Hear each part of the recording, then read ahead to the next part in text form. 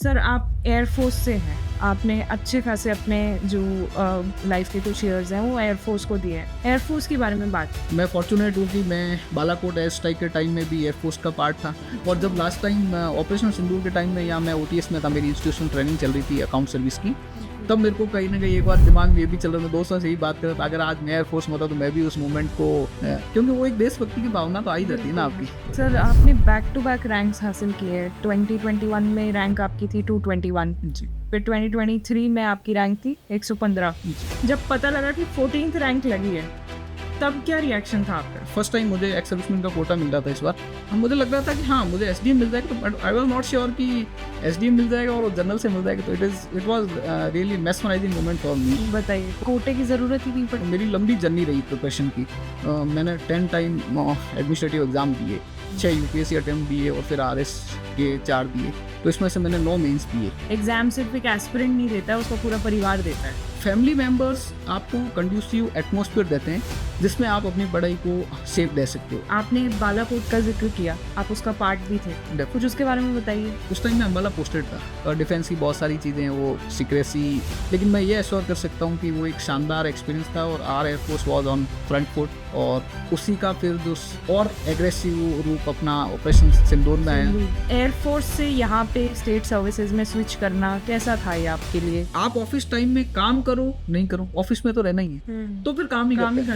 Defence में क्या एक अलग तरह का वर्क डोमेन है, वहाँ डिसिप्लिन की फैक्टर है। जैसे मैंने जगुआर फाइटर जेट पे काम किया है एज ए टेक्नीशियन। अच्छा। हाँ, उधर भी आपको डिसिप्लिन फॉलो करना है। एविएशन में आपके पास गलती का स्कोप नहीं। यहाँ पे मेन एम ये है कि आपको काम करवाना है। कि ये 4th अटेम्प्ट था आपका आरएस? हाँ, आरएस का। ऐसा क्या था जो आपने यहाँ पे अलग किया जो इतना ड्रास्टिक जंप लगा? कई बार होता है ना कि दुआएं भी काम करती हैं, तो मुझे लग रहा है इस बार दुआएं थोड़ी ज़्यादा काम करती।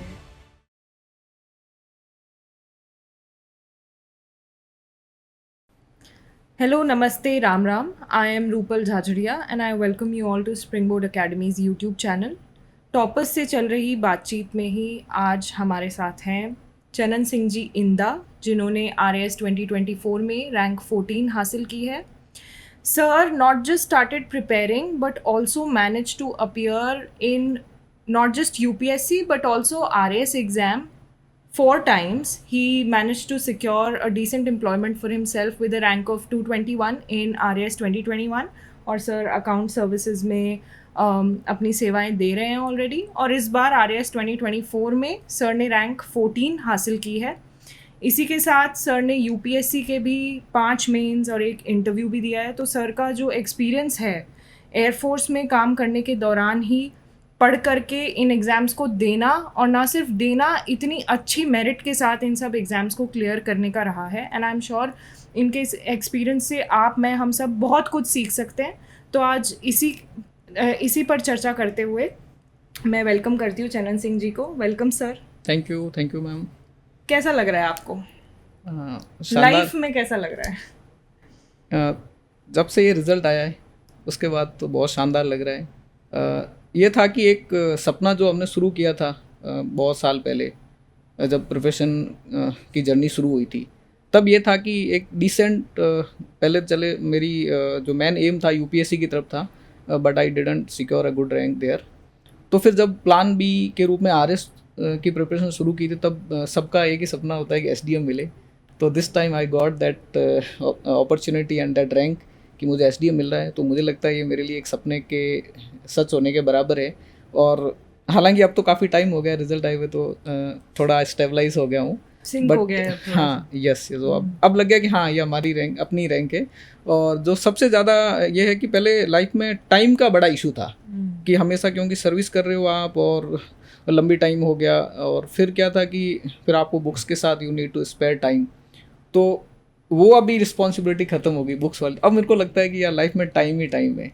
फ्रेंड्स के लिए भी बहुत टाइम है, फैमिली मेम्बर्स के साथ टाइम बिताना, लोगों पे फ़ोन पे बात करना, लोगों को प्रिपरेशन के लिए गाइड करना, अपनी जो हॉबीज़ थी स्पोर्ट्स, मेरे को हमेशा से ही बहुत इंटरेस्ट आए।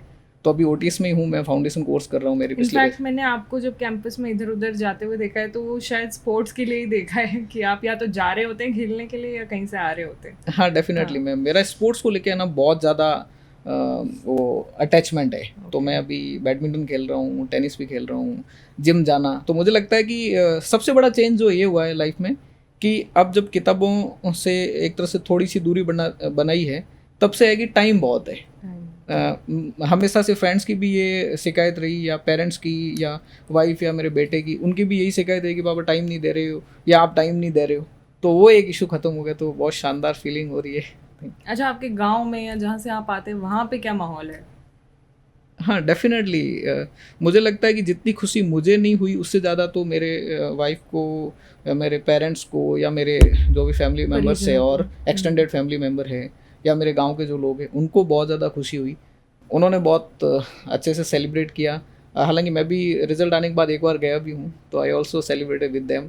तो बहुत शानदार उन लोगों में, क्योंकि अपने को तो ये लगता है कि अपने इतनी प्रिपरेशन कर रहे हैं, तो डेफिनेटली अपने को था कि हाँ एक दिन रैंक मिल जाएगी। और जब आप इतनी प्रिपरेशन करते हैं तो आपके लिए वो इतना मायने नहीं रखती है। आपको लगता है yes this was my rank और जो मुझे मिलनी थी। बट पेरेंट्स के लिए या अपने फैमिली मेम्बर्स के लिए आई थिंक उनको तो बहुत प्राउड फील हो रहा है। प्लस उनको लगता है कि यस हमारे घर से भी कोई एसडीएम बन सकता है। तो सर, आपने बैक टू बैक रैंक्स हासिल किए हैं। 2021 में रैंक आपकी थी 221, जी फिर 2023 में आपकी रैंक थी 115, जी और इस बार रैंक 14। तो कॉन्सिक्वेंटली हर अटेम्प्ट में इतना इम्प्रूवमेंट, तो आपके लिए भले ही नॉर्मल होगा क्योंकि आप तो रैंक्स हर अटेम्प्ट में लगाते जा रहे थे, जी। बट गांव वालों के लिए, आपकी फैमिली के लिए तो नॉर्मल है नहीं, और 14th रैंक लाना तो नॉर्मल बिल्कुल भी नहीं है। तो मैं क्यूरियस हूँ ये जानने के लिए कि जब पता लगा कि 14th रैंक लगी है, तब क्या रिएक्शन था आपका? मेरे लिए मतलब एक चीज़ जो मैंने मिस की, जो मुझे लगता है रिजल्ट के टाइम में क्या, मैं जोधपुर ट्रैवल कर रहा था। तो मैं जस्ट ट्रेन में बैठा ही था, जयपुर से जोधपुर जा रहा था। तो ना तो मैं ओटीएस में अपने फ्रेंड्स के साथ रह पाया, ना अपने वाइफ या बच्चों के साथ था। तो वो मैं अभी भी मिस करता हूँ। वो मोमेंट अगर मैं या तो ओटीएस में फ्रेंड्स के साथ रहता, या घर पे रहता वाइफ या पेरेंट्स के तो साथ, कुछ और तो वो होता और था। अच्छे से होता। तो मेरी जैसे ही इंटरेस्टिंग फैक्ट ये है कि जैसे ही रिजल्ट आया तो मैंने रोल नंबर ढूंढने लगा। मैंने अपने फ़ोन में जनरली सेव करके रखता हूँ रोल नंबर ढूंढे, तब तक मेरे एक फ्रेंड का फ़ोन आ गया कि अरे बहुत बहुत बधाई हो, आप एसडीएम बन गए। तो मुझे ये लगा कि मेरा रोल नंबर तो किसी के पास नहीं है। तो ये आई थिंक उससे पहले भी ओटीएस में भी एक्चुअली वो 17 को रात को रिजल्ट आना था, बट वो 18th नहीं को हुआ। आया था। हाँ, तो रात को भी मेरे कुछ दोस्त बोल रहे थे कि अरे आप तो एसडी बन गए हो, आपको तो मैंने यूपी आरपीएससी में पता कर लिया। तो मुझे लगा कि मेरे दोस्त है और वो मजाक करना चाह रहे। तो मैंने कहा मेरे को रोल नंबर मेरे अभी मुझे भी नहीं मिले, तो आपको कैसे पता चला? तो उन्होंने बोला कि आरपीएससी ने आपका रिजल्ट बाई नेम निकाल। तो मैंने कहा पहले तुम मेरे को भेजो वो रिजल्ट, मैं देखता हूँ, पहले मैं डबल श्योर हो जाता हूँ मेरी रैंक है, ऐसे नहीं कि सेलिब्रेट हो जाए फिर पता चले कि it is not my rank. तो वो एक था कि अगर उस मोमेंट पे या तो अपने ओटीएस में फ्रेंड्स के साथ रहता, क्योंकि मेरे फ्रेंड्स ने रात को ही मिठाई ऑर्डर करके रखी थी कि हाँ रिजल्ट आने वाला, और दे वर श्योर कि हाँ आपको रैंक मिलेगी। हालांकि मुझे इतना श्योर नहीं था कि इतनी अच्छी रैंक मिल जाएगी। आपको जैसे पता भी होगा कि फर्स्ट टाइम मुझे एक्स सर्विसमैन का कोटा मिल रहा था इस बार। तो आई वॉज श्योर कि 150 या 200 तक रैंक भी आएगी। तो हाँ, तो हमारे एक्स सर्विसमैन जनरल कैटेगरी में 2 एसडीएम पोस्ट थी। तो मुझे लग रहा था कि हाँ मुझे एसडीएम मिल जाएगा। तो आई वाज नॉट श्योर कि एसडीएम मिल जाएगा और वो जनरल से मिल जाएगा। तो it was really mesmerising moment for me. बताइए, कोटे की जरूरत ही नहीं पड़ी? हाँ डेफिनेटली। वो एक, और फिर मेरे को ऐसा भी लग रहा है अब तो कि पहले भी मैं ऐसे फील ही करता था कि अपनी मेरी लंबी जर्नी रही प्रिपरेशन की। मैंने 10 टाइम एडमिनिस्ट्रेटिव एग्जाम दिए, 6 यूपीएससी अटेम्प्ट दिए, और फिर आरएस के 4 दिए। तो इसमें से मैंने 9 मेंस दिए, ठीक है ना। तो मुझे ये था कि अब इतनी पढ़ाई करके भी अगर मुझे एक्स सर्विसमैन कोटा चाहिए अपने को एसडीएम बनने के लिए, तो वो मेरे लिए थोड़ा एक्सेप्टेबल नहीं था। लेकिन था कि हाँ एसडीएम चाहिए तो जैसे ही मिले ठीक है। लेकिन ये था कि अगर ऐसा उस कोटे का यूज़ ही नहीं और मुझे एसडीएम मिल जाए, तो वो मेरे लिए सबसे बिगेस्ट मोमेंट होता। हाँ, तो ये जो था ना कि एसडीएम मिला और वो विदाउट कोटा मिला, तो that was mesmerising moment for me. Definitely. अच्छा, आप अपनी फैमिली का मेंशन कर रहे हैं कि वो बहुत ज़्यादा खुश थे, तो अपनी फैमिली के बारे में कुछ बताइए। हाँ जी। कौन कौन है, उनका क्या रोल रहा? क्योंकि आपकी जर्नी काफ़ी लंबी रही है, तो अकेले तो कोई एग्ज़ाम दे नहीं सकता। हम सब ये बात से एग्री करेंगे कि एग्ज़ाम सिर्फ एक एस्पिरेंट नहीं देता है, उसका पूरा परिवार देता है। डेफिनेटली। हाँ, इस पे अगर फैमिली पे बात करें तो जैसे मैं 2007 से एयरफोर्स में लग गया था। सितंबर में मैंने ज्वाइन कर दिया था 2007 में। तो वो मोमेंट भी मेरे पेरेंट्स ने बहुत सेलिब्रेट किया। क्योंकि मेरे फैमिली में मैं इतने ज़्यादा सर्विस वाले भी थे नहीं, और मेरे काउसा, हालांकि मेरे दादू साहब आर्मी से रिटायर्ड थे, और एक मेरे काउसा ने भी आर्मी में सर्व किया था। तो एयरफोर्स में जाना थोड़ा सा उस टाइम एलिट माना जाता है कि एयरफोर्स थोड़ी एलिट जॉब है। आर्मी में तो क्या, हमारे वहाँ लोकल्स खूब सारे थे, तो वो मोमेंट तो उन लोगों ने डेफिनेटली सेलिब्रेट किया ही था। और उसके उस टाइम मेरे को ये था कि थोड़ा फैमिली में फाइनेंशियल कंडीशन इतनी प्रूडेंट नहीं थी कि मुझे नौकरी करनी है। तो मुझे नौकरी करना था, तो मैंने सर्विस ज्वाइन कर दी, और फिर मुझे लगा कि अब प्रिपरेशन शुरू करनी चाहिए। तो प्रिपरेशन, जैसे आपने अभी फरमाया कि एस्पिरेंट एग्ज़ाम नहीं देता है उसके सारे फैमिली मेम्बर्स, और definitely it is a true, 100% true. मेरे को खुद को ऐसा फील होता है कि मेरी जो प्रिपरेशन से जो मुझे सक्सेस मिली, मुझे लगता है कि जितना रोल मेरा नहीं है, उससे ज़्यादा मेरे पेरेंट्स का, मेरी वाइफ का, बच्चों का, इनका रोल है। तो फैमिली मेम्बर्स आपको कंड्यूसिव एटमॉस्फेयर देते हैं जिसमें आप अपनी पढ़ाई को सेफ दे सकते हो। और जैसे मैं आपको एग्जांपल के लिए बताना चाहूँ, तो जैसे मैंने प्रिपरेशन शुरू करी तो मैक्सिमम टाइम छुट्टी लेके मैं जयपुर अपनी प्रिपरेशन के लिए आता था। तो मैं घर पे छुट्टी लेके, क्योंकि being in defence service leave की हमेशा क्राइसिस रहती है, इतना आपको टाइम भी नहीं मिलता है। तो कम टाइम में मिला तो घर पे नहीं जाना, तब भी उन्होंने था कि हाँ ठीक है। मैं उनको यही बताता, जैसे मेरे दादी साहब स्पेशली बोलते थे कि छुट्टी नहीं आ रहा है, ऐसी कौन सी फौज की नौकरी कर रहा है तो छुट्टी नहीं मिल रही है, तो छुट्टी आना चाहिए। तो मैं उनको यही समझाता था, बस ये एग्ज़ाम दे दूँ एक, इस बार सिलेक्शन हो जाएगा, फिर छुट्टी है। तो वो हो गया। फिर मेरे जैसे वाइफ का बहुत सपोर्ट रहा है, वाइफ ने हमेशा पढ़ाई के लिए एनकरेज किया, और वाइफ के जो भी कमिटमेंट थे, तो वाइफ ने भी ये कहा कि ठीक है, इस कमिटमेंट को हम थोड़ा डिले कर देते हैं, एक बार सक्सेस मिल जाए then we will think on it. तो पेरेंट्स को, जैसे मेरे ब्रदर है, तो घर में जो भी, he is a teacher, first grade teacher, तो घर में जो भी इश्यूज है वो उन्होंने हैंडल किए। वाइफ ने मेरे साथ रह के बच्चे की, मेरे एक बेटा भी है लगभग 9 साल का, एक अभी 4 महीने का ही है, अभी छोटा है। तो बच्चे की पढ़ाई को लेके, उसकी स्कूलिंग को लेके, वाइफ मेरे साथ एयरफोर्स में भी लंबे टाइम तक रहे हैं, स्कूलिंग को लेके देखना। मतलब मेरा ये था कि मैं एयरफोर्स की नौकरी करूँगा, ड्यूटी करूँगा, घर आके मुझे पढ़ने के लिए मौका चाहिए, क्योंकि आपको लंबी तैयारी करनी है तो यू नीड टाइम। और being in defence services there is lack of stability. ये है नहीं कि आप कोई सर्विस कर रहे हो जो 9 to 5 है और आप आके आराम से पढ़ सकते हो सुबह, वैसा नहीं है। तो उस टाइम आपको एक ऐसा पार्टनर चाहिए जो आपकी ज़रूरतों को ध्यान में रख के और आपके लिए को कंड्यूसिव एटमॉस्फेयर दे। कि जैसे वाइफ का ये था कि आप तो बस पढ़ाई करो, जैसे करना है करो, आई विल मैनेज। सेम मेरे घर में मेरे पेरेंट्स है, मेरे ब्रदर है, उन्होंने भी घर के जो भी इश्यूज थे दे हैंडल वेरी वेल। तो जिससे मुझे क्या है कि एक वो कंड्यूसिव एटमॉस्फेयर मिला जहाँ पे मैं अपनी पढ़ाई के फील्ड में फ्लरिश कर सकूँ। तो मैं ये कहना चाहता हूँ कि मेरी जो, अगर सक्सेस को अपन 100% में काउंट करें, तो मुझे लगता है कि मेरा जो रोल है वो शायद 40% से भी नीचे है। फैमिली मेम्बर्स का बहुत बड़ा रोल है, प्लस मेरे कुछ फ्रेंड्स हैं जिन्होंने मुझे पढ़ाई के लिए। और मैं एक चीज़ और मेंशन करना चाहता हूँ कि जैसे मेरे जो क्लोज फ्रेंड्स हैं, उनमें ये था कि मुझे डाउट रहता था कि मेरे को सिलेक्शन होगा कि नहीं होगा, रैंक मिलेगी कि नहीं मिलेगी। मेरे दोस्तों का ये था कि नहीं, आपका कैसे नहीं हो, जैसे मेरा नहीं होगा तो किसका? हाँ exactly the same statement was that कि मैं एग्ज़ाम दे के आया तो सबका फ़ोन, हाँ कैसा हुआ, तो मैं बोलता था हाँ ठीक हुआ, नॉट अप टू। क्योंकि मेरा जब पढ़ाई करने, इतना लंबा एक पढ़ाई करने के बाद ये था कि मुझे सब चीज़ें परफेक्ट होनी चाहिए।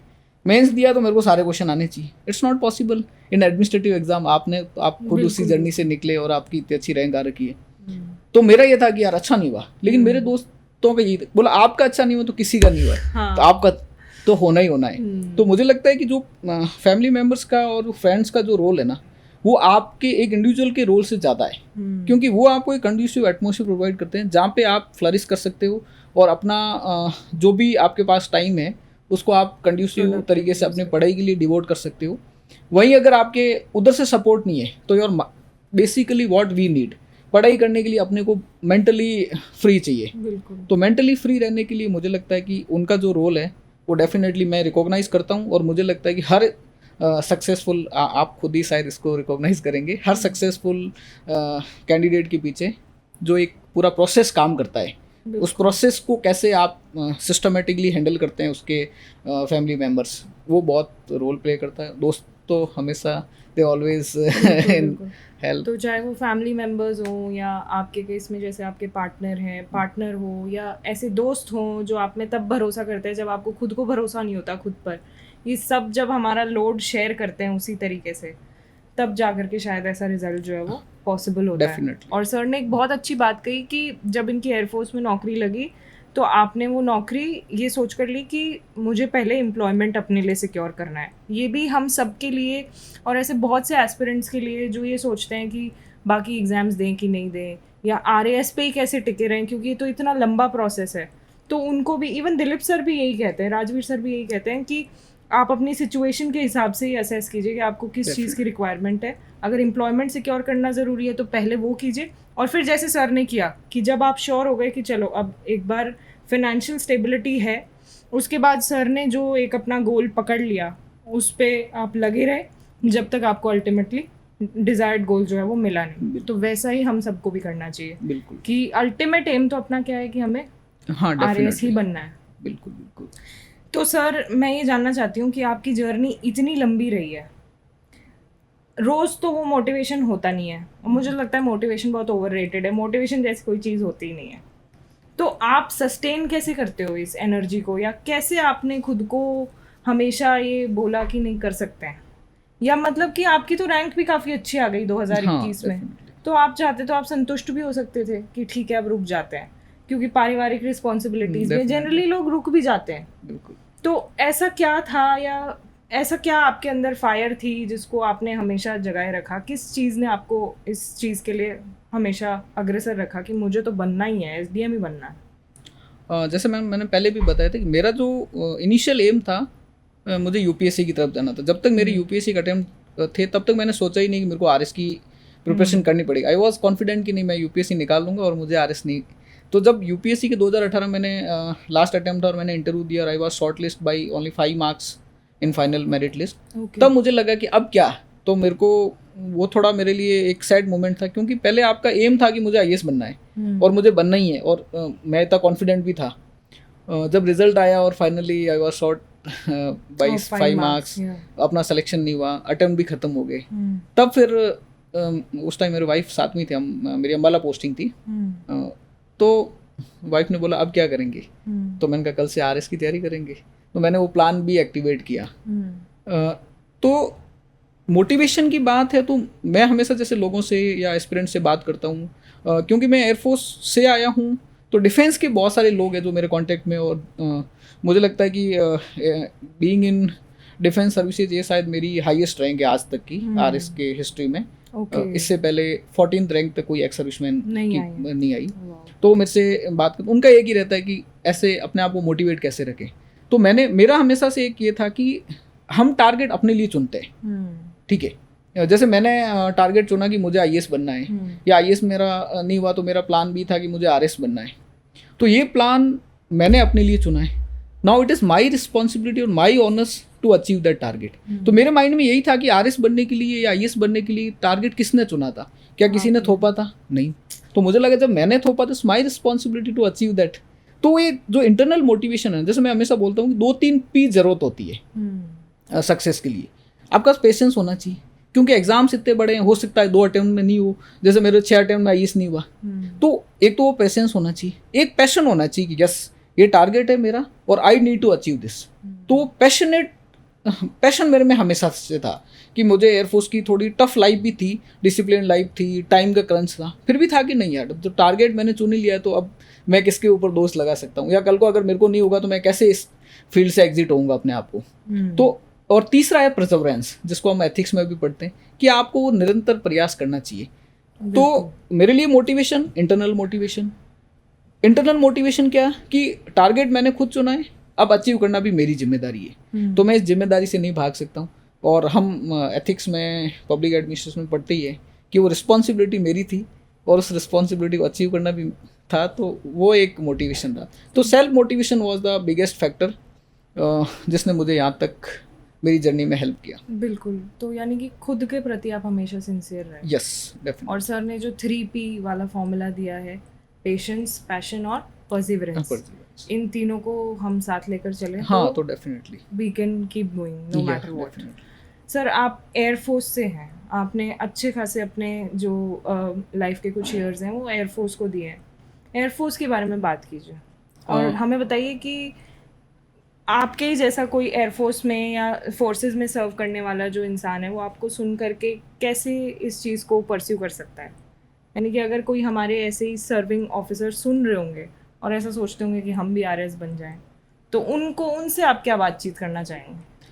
हाँ, उनके लिए जैसे मेरा यही था कि एयरफोर्स में जाना भी मेरी खुद की चॉइस थी कि मुझे सर्विस चाहिए थी और एयरफोर्स मेरे को एक सूटेबल ऑप्शन लगा, तो मैं एयरफोर्स में चला गया। और एयरफोर्स एक मेरे को एक प्लेटफॉर्म था जिससे मैं अपने आप को लॉन्च कर पाऊँ। तो वो प्लेटफॉर्म था जिससे मेरा मेन कंसर्न था कि मुझे फाइनेंशियल कंडीशन थोड़ी सिक्योर करनी है, जिससे मैं अपने परिवार के लिए भी सपोर्ट सिस्टम प्रोवाइड कर सकूं। सेम में मेरी प्रिपरेशन के लिए भी मेरे फिर वो प्रेशर नहीं रहे कि क्योंकि आप लंबे टाइम तक अगर फाइनेंशियली आप स्ट्रॉन्ग नहीं है तो लंबे टाइम तक क्योंकि प्रिपरेशन की जर्नी इतनी लंबी है ना, आप पहले अटेम्प्ट में भी निकल सकते हो और 10 अटेम्प्ट तक ही नहीं निकलो, ठीक है ना। तो एयरफोर्स एक वो प्लेटफॉर्म था जिसने मुझे एक क्वेश्चन प्रोवाइड किया कि मैं अपने फैमिली मेंबर्स या पेरेंट्स के लिए भी एक फाइनेंशियल सोर्स को सिक्योर कर पाऊँ, प्लस मैं अपनी प्रिपरेशन को भी कैसे मैनेज कर पाऊँ। तो एयरफोर्स में रहते हुए डेफिनेटली एक डिसिप्लिन सर्विस है, अच्छा माहौल है एयरफोर्स का। मैंने उस प्रोसेस को भी बहुत इन्जॉय किया और मेरे सक्सेस में एयरफोर्स का भी डेफिनेटली रोल है, क्योंकि मेरे लिए जो एक दो चीज़ें चाहिए थी वो मुझे एयरफोर्स से प्रोवाइड की। तो एयरफोर्स में रहते हुए खूब सारे दोस्त बने और सबसे बड़ी इंटरेस्टिंग चीज़ है कि सोशल इश्यूज़ को लेके आप बहुत ज़्यादा सीखते हो, क्योंकि बीइंग इन एयरफोर्स आपको क्या है, जैसे हम राजस्थान में तो हम ज़्यादा से ज़्यादा राजस्थान के डिफरेंट पार्ट्स के लोगों से मिल सकते हैं, उनके कल्चरल प्रैक्टिसेस को समझ सकते हैं, उनकी लैंग्वेजेस समझ सकते हैं, उनके कुजीन को समझ सकते हैं, उनके अटायर को समझ सकते हैं। बीइंग इन एयरफोर्स मुझे अरुणाचल प्रदेश से लेके केरला से लेके तमिलनाडु से लेके जम्मू कश्मीर तक सारे लोगों से आपको मिलना, तो एक कल्चरल सेंसिटिविटी है ना, या सोशल इश्यूज को लेके जो सेंसिटिविटी है ना, वो बहुत अच्छे से डेवलप होती है। तो एयरफोर्स एक वो प्लेटफॉर्म था जहाँ पे मेरे को जैसे आपने अभी फरमाया कि वो क्वेश्चन मिल गया, प्रिपरेशन करी। एयरफोर्स की जर्नी में मेरे बहुत सारे दोस्त बने, उन्होंने हमेशा मेरे को मोटिवेट किया। फिर सीखने को भी बहुत मिलता है। आपका विज़न, जैसे मैं बोला ना, अपना अगर राजस्थान में है तो अपना विज़न सिर्फ राजस्थान को लेके, लेकिन जब आप इतनी जगह, जैसे मैं पोस्टिंग भी डिफरेंट जगह पर हूँ, मैं बेंगलोर पोस्टिंग रहा हूँ, मेरी ट्रेनिंग कर्नाटक में बेलगांव में हुई है, फिर मैं गोरखपुर में रहा हूँ और अम्बाला रहा हूँ, मैं नासिक रहा हूँ। तो जैसा मैंने पहले भी बताया था कि इतनी लंबी जर्नी में, पढ़ाई की जर्नी में आपको सपोर्ट सिस्टम चाहिए। घर में तो चलो पेरेंट्स का सपोर्ट है, लेकिन सर्विस में भी आपको दोस्तों का सपोर्ट चाहिए। तो एयरफोर्स एक वो प्लेटफॉर्म था जिससे खूब सारे अच्छे दोस्त भी मिले, अपने आप को और इम्प्रूव करने का मौका मिला, और सबसे बड़ी चीज़ है आप एक डिसिप्लिन हो गए। बीइंग इन, जैसे मैं अभी, जैसे आपने पहले फरमाया कि मैं 2021 वाली भर्ती में मुझे राजस्थान अकाउंट सर्विस हो गया, अभी मैं डूंगरपुर जिला परिषद में पोस्टेड हूँ एज ए अकाउंट ऑफिसर। तो वो जो डिसिप्लिन हमने वहाँ सीखा है, एक तो मेरे पढ़ाई में जैसे अपन ये कह सकते हैं कि क्योंकि आपके पास लिमिटेड टाइम है, तो उस लिमिटेड टाइम में आप कैसे प्रिपरेशन कर सकते हैं, वो डिसिप्लिन आपको वो करवा सकता है कि आपको फ़ोन से थोड़ा दूर रखना है, अपना टाइम बर्बाद नहीं करना है, जो फिक्स टाइम है you need to utilise that particular chunk of time for your preparation. तो वो सीखा, डिसिप्लिन सीखा, फिर दोस्तों का सपोर्ट सिस्टम, फिर जो ऑल इंडिया विज़न डेवलप हुआ, खूब सारे दोस्त मिले डिफरेंट जगह के, डिफरेंट स्टेट के। तो एयरफोर्स की जर्नी, और मैं फॉर्चुनेट हूँ कि मैं बालाकोट एयर स्ट्राइक के टाइम में भी एयरफोर्स का पार्ट था। और जब लास्ट टाइम ऑपरेशन सिंदूर के टाइम में, यहाँ मैं OTS में था, मेरी इंस्टीट्यूशनल ट्रेनिंग चल रही थी अकाउंट सर्विस की, तब मेरे को कहीं ना कहीं एक बार दिमाग में ये भी चल रहा था, दोस्तों से ही बात कर रहा था, अगर आज मैं एयरफोर्स में होता तो मैं भी उस मोमेंट को, क्योंकि वो एक देशभक्ति की भावना तो आ ही जाती है ना आपकी कि हाँ। मैंने कुछ एक दो मेरे जो एयरफोर्स में बहुत क्लोजेस्ट फ्रेंड, एक शंभू सिंह राठौड़ है, उनसे मेरी बात हो रही थी। मैंने कहा आप लोग एंजॉय मतलब you are part of that process, और मैं तो उन्होंने बोला हाँ ठीक है, कोई नहीं, आपने भी वो एक्सपीरियंस लिया। तो एयरफोर्स का जो एक्सपीरियंस है या जो था वो भी बहुत शानदार रहा, और प्रिपरेशन में और आपकी पर्सनैलिटी डेवलपमेंट में उसने बहुत योगदान दिया। मेरी पर्सनैलिटी डेवलपमेंट में एयरफोर्स का जो डिसिप्लिन लाइफस्टाइल है, वहाँ का जो लर्निंग है, वो यूज़ भी हुई, और जैसे हम प्रिपरेशन में भी बोलते हैं कि वो जर्नी आपके कहाँ काम आएगी, तो वो डेफिनेटली एडमिनिस्ट्रेशन में भी काम आएगी। वही डिसिप्लिन आपका यहाँ भी होता है, और हमारा वहाँ पे यही था कि काम है तो आपको ख़त्म करना है। तो वो चीज़ यहाँ एडमिनिस्ट्रेशन में मुझे लगता है definitely it's going to help me out a lot. बिल्कुल बिल्कुल। तो आप उन सब कैंडिडेट्स के लिए, एस्पिरेंट्स के लिए एक बहुत अच्छा एग्जाम्पल और इंस्पिरेशन है, जो हमेशा ये सोचते हैं कि क्या हम जॉब में रहते हुए पढ़ाई कर सकते हैं कि नहीं। तो आपने एक बहुत अच्छी चीज़ कही कि अगर मेरे पास एक लिमिटेड टाइम है, यानी कि सिर्फ जॉब करने के बाद 3 घंटे हैं, तो वो 3 घंटे आप फ़ोन में या इधर उधर वेस्ट नहीं करते, Definitely. 100% प्रोडक्टिविटी से Yes. अपनी पढ़ाई करते हैं। एनीवे, आपने बालाकोट का जिक्र किया, आप उसका पार्ट भी थे, कुछ उसके बारे में बताइए। बालाकोट मुझे लगता है कि एक एयरफोर्स का शानदार एग्जाम्पल था कि आपने, जैसे हम हमेशा से इस चीज़ को अपने अपने प्रिपरेशन में भी आपने पढ़ा ही होगा कि हमने कभी LOC क्रॉस नहीं करी एयर रूट के थ्रू। तो वो एक फर्स्ट एक्सपीरियंस था, और उस टाइम में अम्बाला पोस्टेड था। अच्छा। तो अम्बाला एयरफोर्स का एक मेजर बेस है। हाँ, तो वो भी एक शानदार एक्सपीरियंस था। और बाकी जैसा डिफेंस की बहुत सारी चीज़ें हैं, वो सीक्रेसी का एक मैटर रहता है, तो हम खुल के उस पर बात नहीं कर सकते। लेकिन मैं ये एश्योर कर सकता हूँ कि वो एक शानदार एक्सपीरियंस था, और our air force was on front foot. और उसी का फिर जो और एग्रेसिव रूप अपना ऑपरेशन सिंदूर में आया देख के। तो उस टाइम भी जैसे हम OTS में थे, तो बहुत सारे मेरे फ्रेंड्स बोले थे कैसा गया। मैंने कहा भाई मैं भी इस प्रोसेस में रहा हूँ। तो ये, और वो तो अपने सारे नेशन के सामने है कि किस तरह से एयरफोर्स ने एक शानदार एग्जाम्पल पेश किया एयर सुपीरियरिटी का। तो हमने, वो तो आप सर जब बात कर रहे हो तो you are talking like somebody who has very passionately served in the air force. अब मैं ये जानना चाह रही हूँ कि एयरफोर्स से फिर हम यहाँ शिफ्ट करना, हाँ आपने बताया कि पहले आपने UPSC दिया, हाँ, फिर UPSC में मनचाहे रिजल्ट्स नहीं मिले, तो आपने सोचा कि अब RAS दिया जाना चाहिए। तो ये गाइडेंस कहाँ से मिली आपको कि यार RAS देना चाहिए, या ये दिमाग में कैसे आया?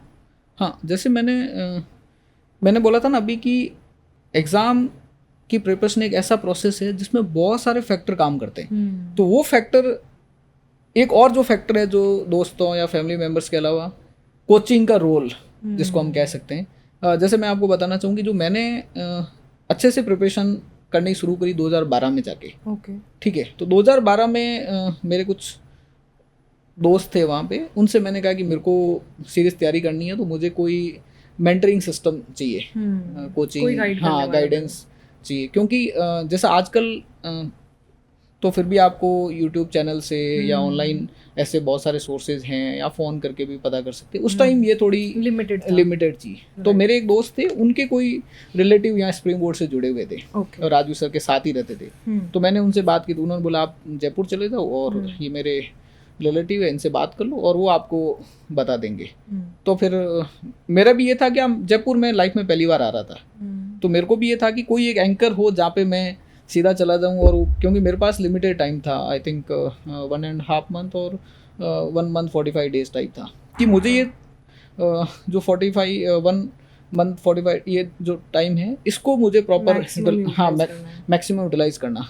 तो मैं उनके पास आया, और वो जो जिनके थ्रू आया था वो राजू सर के साथ ही रूममेट थे। तो मैं सीधा राजू सर से मिला, तो फिर मैंने कहा मैं ऐसे ऐसे है और मेरे पास लिमिटेड टाइम है और मुझे पढ़ाई करनी है, एटलीस्ट मतलब मुझे एक स्टार्ट करनी है कि इस लाइन में आपको पढ़ाई करनी है और ये रिसोर्सेज आपको यूज़ करने हैं। और थोड़ा मैंने कहा मेरे को एक फ्लेक्सिबिलिटी प्रोवाइड कर दो कि जितनी भी क्लासेज आपकी चल रही है तो मैं वो ज्वाइन कर पाऊँ। तो राजू सर मेरे को लेके गए दिलीप सर के पास। दिलीप सर ने बोला कि हाँ आपके पास जितना टाइम है आप तो पढ़ाई करो, इधर कितनी क्लासेज जितनी चल रही है आप सब ज्वाइन करो, आपको कोई रोक टोक नहीं है। तो वो एक फ्लेक्सिबिलिटी मिली मुझे। और फिर मैं उस टाइम में तो मैंने जितनी यहाँ क्लासेज चल रही थी ज्वाइन करी प्लस मैं उसके बाद भी 1-2 बार छुट्टी लेके और आया और उस प्रिपरेशन, मतलब मेरा ये था कि जहाँ पर भी क्लासेस चल रही है बैठ जाओ। जैसे 3 इडियट मूवी में नहीं है कि कहीं भी ज्ञान बढ़ रहा है बस आप तो बैठ जाओ क्लास में जाके।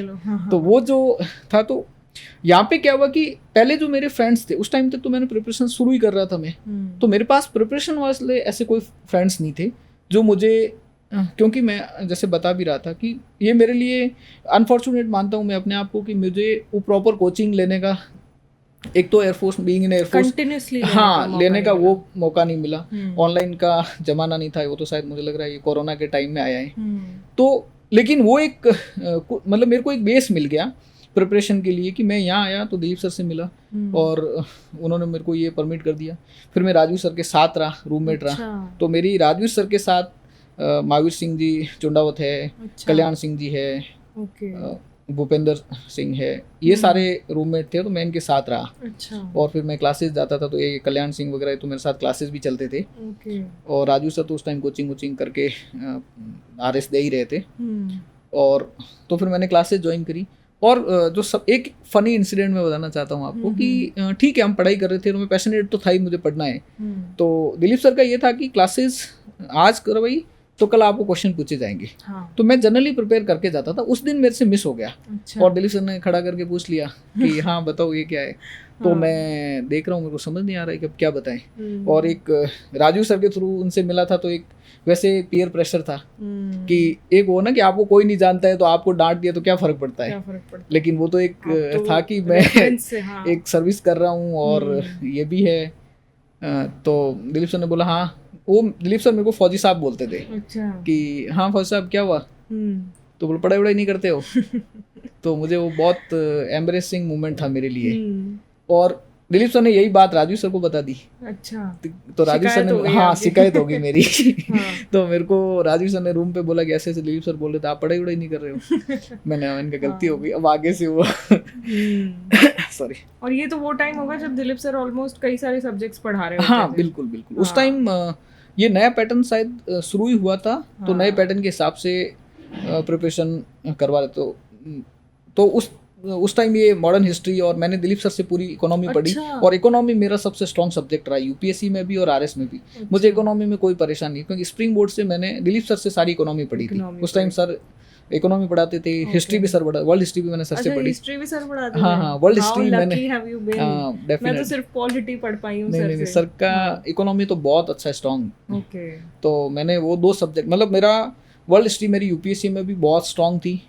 और RS में भी मुझे वर्ल्ड हिस्ट्री या मॉडर्न इंडिया भी मैंने उनसे कुछ सेक्शन पढ़ा था। और इकोनॉमी मैंने पूरी पढ़ी। तो वो मुझे लगता है एक सब्जेक्ट है जिसकी मैंने पूरी कोचिंग की, वो इकोनॉमी। और इकोनॉमी का जो मेरा सेक्शन है वो हमेशा स्ट्रॉन्ग रहा है। RS में भी मेरे हिंदी इंग्लिश वाले सेक्शन में हमेशा कम नंबर आए, लेकिन फर्स्ट पेपर जैसे हिस्ट्री और इकोनॉमी मेरे दोनों सब्जेक्ट रहे तो अच्छे नंबर आए। तो वो जर्नी शुरू हुई। फिर मेरा जो जुड़ा हुआ स्प्रिंग बोर्ड, जैसे मैंने बोला ना, मेरे को एक ऐसा एंकर चाहिए था जिससे मैं जुड़ के और अपनी सारी समस्याओं का समाधान ढूंढ सकूं। मेरे को क्या सोर्सेज चाहिए, रिसोर्सेज क्या पढ़ने चाहिए, कौन सी बुक्स पढ़नी चाहिए और क्या मार्केट में चल रहा है। जैसे कम समय में राइट गाइडेंस मिल जाए। डेफिनेटली वो जैसे मैं आजकल लोगों को ये बताता हूँ, जो भी मेरे से रैंक आने के बाद हर कोई आपसे पूछता है कि क्या करना चाहिए, तो मैं उनको ये बताता हूँ कि आपको कोचिंग करनी चाहिए। कोचिंग एक ऐसा मंच प्रोवाइड होता है आपको जिससे आपको, जैसे हम हमेशा बोलते हैं ना कि प्रिपरेशन में ये जरूरी नहीं है कि आपको क्या पढ़ना है, आपको ये पता होना चाहिए क्या नहीं पढ़ना है। तो वो जो नहीं पढ़ने वाला, दूसरा मैं बताऊंगा आज के टाइम में इतने सारे सब्जेक्ट हैं और बहुत सारे लोग ऐसे हैं कि जैसे मैं रेगुलर स्टूडेंट नहीं रहा हूँ और मैंने इग्नू से अपनी ग्रेजुएशन पोस्ट ग्रेजुएशन करी। तो मेरे लिए वो सारे सब्जेक्ट नहीं थे, क्योंकि मैं साइंस था मेरी 12th तक। तो वहाँ पे एक आपको प्रॉपर गाइडेंस चाहिए। से इकोनॉमी जैसे टेक्निकल सब्जेक्ट हो या हिस्ट्री भी क्यों ना हो, मुझे तो लगता है कि हिस्ट्री भी बहुत ज़्यादा समझने का सब्जेक्ट है। क्योंकि आजकल आपका पैटर्न को देख के, आप तो जैसे अपन प्रोसेस में है तो अपने को लग रहा है ना कैसे चीज़ें चेंज हो रही है, RS का मेंस का पैटर्न कैसे हो रहा है। तो वहाँ पे आपको, जैसे हम बोलते, मैं जैसे बोलता भी हूँ कि अब आपको एप्लीकेशन ऑफ नॉलेज करना है। वो एप्लीकेशन ऑफ नॉलेज तब भी आ सकता है। जैसे मैं खुद बताऊँ, स्प्रिंग बोर्ड से जुड़ने से पहले मेरे जब मैंने थोड़ा बहुत जो भी बुक्स पढ़ी, तो मेरे ये था कि मेरे लिए बेस्ट बुक वो हो सकती है जिसमें सबसे ज़्यादा फैक्ट हो। ठीक है, मतलब I was so obsessed with fact कि यार फैक्ट ही पढ़ने। सब्जेक्ट आर्ट्स का सब्जेक्ट मतलब फैक्ट्स आने चाहिए आपको। वो मेरा भ्रम टूटा यहाँ आके कि फैक्ट्स की नहीं जरूरत नहीं है। आपको अगर कॉन्सेप्ट पता है तो यू कैन एक्सेल। आप जैसे मैं आपको एग्जांपल बताऊं, मैंने RS के लिए कोई कोचिंग कोई टेस्ट सीरीज नहीं लिखी। अच्छा, कभी टेस्ट सीरीज नहीं लिखी। पिछली बार मैंने UPSC में लिख दी। हाँ, मैंने वो वहाँ कर दी, तो वो मेरे यहाँ यूज होगी। तो वो मैंने जैसे बताया कि वो एप्लीकेशन ऑफ नॉलेज कैसे। तो स्प्रिंग बोर्ड फिर मेरे ये था कि अब मैं वहाँ हूँ, मेरे लिए जैसे मैं गोरखपुर रहा पहली पोस्ट, फिर मैं बेंगलोर चला गया। ऑल द वे बेंगलोर कितना दूर है राजस्थान से। अब मेरे को कोई भी सोर्सेज चाहिए कोई नोट्स चाहिए तो कैसे मिलेंगे? बेंगलोर जैसे मेरा यूपीएससी में और आरएस 2018 के पहले अटेम्प्ट तक मेरा हिंदी मीडियम था। अच्छा। और बेंगलोर में हिंदी मीडियम की किताबें नहीं मिलती है जनरली। तो स्प्रिंग बोर्ड वो जगह थी जहाँ से मेरे को अगर ज़रूरत पड़ती थी तो मेरे को नोट्स ऑनलाइन भिजवा दिए जाते थे। तो मैं वही बोलता हूँ कि तो मैं लोगों को ये बोलता हूँ कि अगर कोई बोलता नहीं मेरे को बिना कोचिंग में प्रिपरेशन कर दूंगा, मतलब ये मेरा पर्सनल व्यू है, हो सकता है कुछ लोग मेरे व्यूज़ को सब्सक्राइब ना करें, पर मैं उनको एक चीज़ बोलता हूँ कि यार कोचिंग नहीं करना, अगर इफ़ यू कैन अफोर्ड, और आज के टाइम में तो बहुत अच्छे से अफोर्ड कर सकते हैं क्योंकि ऑनलाइन कोर्सेज हैं, आप 2 लोग मिलके भी ऑनलाइन एक कोर्स लेके आप कर सकते हैं। ऐसा हम ये स्कीम एंडोर्स नहीं करते, बट हाँ जस्ट एक फॉर सेक ऑफ फन मैं बोल रहा हूँ कि अगर कोई नहीं कर सकता है, या फिर स्प्रिंग बोर्ड जैसे ऐसे प्लेटफॉर्म भी है जहाँ अगर आप financially you are not good enough तो आपको यहाँ वैसे सपोर्ट मिल जाएगा। अगर आप पढ़ना चाहते हैं तो यहाँ पे कोऑपरेट करने के लिए और यहाँ पे ये है कि अगर आप एक बार जुड़ गए ना तो आप लाइफ टाइम जुड़ गए। जब तक आप इस प्रोसेस से एग्जिट नहीं होते हो ना तो you are student of springboard. आपने एक बार तो एग्जिट कर चुके हैं, हम तो भी यहाँ बैठे हैं, नहीं मतलब पढ़ाई वाले के बाल अभी मेरा, मैं वही कह रहा हूँ कि मैं भी इस विशियस साइकिल जिसको मैं बोलता हूँ कि निकल गया हूँ, बट स्टिल आई थिंक कि यार स्प्रिंग बोर्ड के से जुड़ गए तो आप वो जीवन भर इसके तो वो इसलिए है कि आपको इतना कॉपरेशन मिलता है, मतलब आपको एक प्लेटफॉर्म मिलता है कि हाँ आप पढ़ाई करो बाकी हम देख लेंगे। जैसे आप तो खुद जुड़े हुए हो तो आपको पता ही है तो कि कितनी फ्लेक्सिबिलिटी। मैं भी एग्री करती हूँ। मेरा बैच शुरू हुआ था 2021 में, उसके बाद बैच तो खत्म हो जाता है 13-15 महीनों में। उसके बाद भी कुछ चीज़ ऐसी रहती है जो छूट जाती हैं या कुछ नया अपडेट करवाया जाता है क्लासेस में। तो मैंने जितनी बार इनको बोला है कि मुझे ऑनलाइन एक्सेस दे दो, मुझे टेस्ट लिखने दो या मेरा ये टेस्ट चेक करवा दो। मैंने कितने लोगों को पकड़ के कहा है कि मेरा ये पेपर 4 मैंने फुल लेंथ लिखा है, प्लीज कोई चेक करके दे दो, चेक करवा के दे देते थे। तो आई रिमेम्बर इवन 2024 वाला जो अपना मेंस था, मैंने इंटरव्यू नहीं दिया ऑब्वियसली, लेकिन उससे पहले तक मेरे पास ऑनलाइन क्लासेस का एक्सेस था। तो आपकी बात से मैं बिल्कुल अग्री करती हूँ कि अगर आप पढ़ने वाले हो, आपको इच्छा है कि आपको कुछ करना है, तो यहाँ पे कोऑपरेट करने के लिए। जैसे मैं इसमें एक चीज़ और ऐड ऑन करना चाह रहा हूँ कि जैसे मैंने 2018 मेरा लास्ट अटेम्प्ट था, मैं इंटरव्यू दे के फ्री हो गया, तो फिर मैं स्प्रिंग बोर्ड आया वापस, राजू सर के रूम में ही रुकता था मैं जनरली, जब भी आता था 19 तक जब भी आता था उनके पास ही रुकता था। तो मैंने उनको बोला मेरे को बारिश की तैयारी करनी, यूपीएससी का अटेम्प्ट खत्म हो गया, मैंने इंटरव्यू दे दिया, फ्री हो गया। तो मैंने कहा बताओ मुझे क्या करना है। तो मतलब कितनी वो एक चीज़ है कि उन्होंने, राजू सर ने बोला कि ठीक है आप तो वेट करो, मैं स्प्रिंग बोर्ड से आपके नोट्स लेकर आऊँ। मतलब वो गए और स्प्रिंग बोर्ड से मेरे लिए इतने सारे नोट्स लेके आ गए प्रिंट करवा के। तो और फिर मैंने जैसे बोला ना कि मैं 2012 से जुड़ा हूँ, और मैंने पिछली बार मैंने महावीर सिंह जी से बात करी कि मुझे, मैं और मेरे 3-4 दोस्त थे ओटीएस में हम अभी, और हमें टेस्ट लिखने आना है। तो बोला हाँ आ जाओ। तो मैं कह रहा हूँ कि मैं 2012 से जुड़ा था और मैं 2026 तक 25 तक मैंने इनके मतलब जो भी रिसोर्सेज उनका यूटिलाइजेशन किया। हालांकि मैं 2 टेस्ट लिखने आया था, एक ही दिन लिख के गया, पर लेकिन मेरे पास वो एक्सेस था कि मैं सारे टेस्ट लिख सकता था। तो मैंने ये बोला ना कि आपको ये प्रोसेस है, इसमें कितने सारे फैक्टर काम करते हैं। तो कोचिंग वाला फैक्टर भी अगर राइट जगह पे हो, राइट लोगों के साथ हो, तो वो आपकी पढ़ाई को कैसे सप्लीमेंट कर सकते हैं। तो उसका it is a classical example of that process कि वो। और तो फिर मैं तो अभी राजू सर से ऐसे एक दिन मजाक में ऐसे बोल रहा था कि मैंने कहा यार मेरे लिए आपकी, जैसे मैं एक और फैक्ट इसमें ऐड करता हूँ कि जब मैं 2012-13 में जब भी यहाँ था, तो राजू सर तो राजस्थानी सब्जेक्ट था उनका, तो वो जो कहानियाँ वगैरह वो हमें उस टाइम भी पढ़ के बताते थे कि अच्छा इनकी ये कहानी, अच्छा आप लोगों का वो बताता हूँ। तो मैं एक दिन ऐसे ही उनसे बात करें सिलेक्शन के बाद, ये 24 वाले रिजल्ट के बाद, कि मैंने कहा मेरे लिए एक कमी अभी भी लाइफ में बची है पढ़ाई के मामले में। उन्होंने बोला बताओ क्या। मैंने कहा मुझे आपका वो कोर्स लेना है, आप मुझे सिर्फ राजस्थान हिस्ट्री का कोर्स दे दो, सिर्फ मेरे को पढ़ना है। मतलब मेरे को वो वीडियो सारे सुनने हैं यूट्यूब पे, तो उनके वीडियो जितने भी कोर्स को लेके मैंने सब देखे, सब सुने। वो तो सर आपने क्या, वो तो हमारे घर वालों ने भी देख लिया डेफिनेटली। तो मैं ये बोल रहा हूँ कि जैसे राजस्थान हिस्ट्री का जो नेशनलाइजेशन हुआ है ना, या डेमोक्रेटाइजेशन हुआ है, वो राजू सर ने किया है। तो राजू सर फन में बोलने नहीं बोला अब आपका सिलेक्शन हो गया, अब फीस लगेगी। तो मैंने कहा फीस ले लो, लेकिन मेरे को वो कोर्स चाहिए, सिर्फ राजस्थान हिस्ट्री का कोर्स चाहिए। मतलब वो मेरे लिए अभी भी एक माइंड में, दिमाग में या दिल में टीस है कि वो नहीं पढ़ पाया मैं राजू सर से। अब आप डेफिनेटली पढ़ लीजिए उसे। अब आप कह रहे थे कि आपके पास बहुत टाइम है, तो अब कर लीजिए उसे। डेफिनेटली। तो आज मैं ये एक्सेस लेके जाऊंगा कि मुझे एक्सेस दो, और चाहे 1 महीने के लिए दो, मैं सारे वीडियोस देख लूंगा, बट मुझे चाहिए। और जो आप ये बता रहे हो ना कि सर का इनकरेजमेंट इस लेवल का लगा था कि वो तुरंत नोट्स ले आए. I have something extremely relatable to share. जब अभी रिजल्ट आया हमारा 2023 का, तो मेरा आना जाना लगा ही रहता था. तो मुझसे सर ने एक बार पूछा कि यूपीएससी नहीं देना रूपल, क्योंकि मैंने यूपीएससी का एक भी अटेम्प्ट नहीं दिया अब तक. तो मैंने कहा सर अभी तक तो सोचा नहीं है. तो उन्होंने मेरे साथ एग्जैक्टली यही चीज़ की. उन्होंने बुलाया नोट्स सबसे किसी को और बोला कि इनके लिए यूपीएससी के इंग्लिश मीडियम के नोट्स ले आओ बस. और वो नोट्स मुझे दे दिए. मुझे बोला कि तुम तो बस ये नोट्स पढ़ लो, बिल्कुल बाकी देख लेंगे.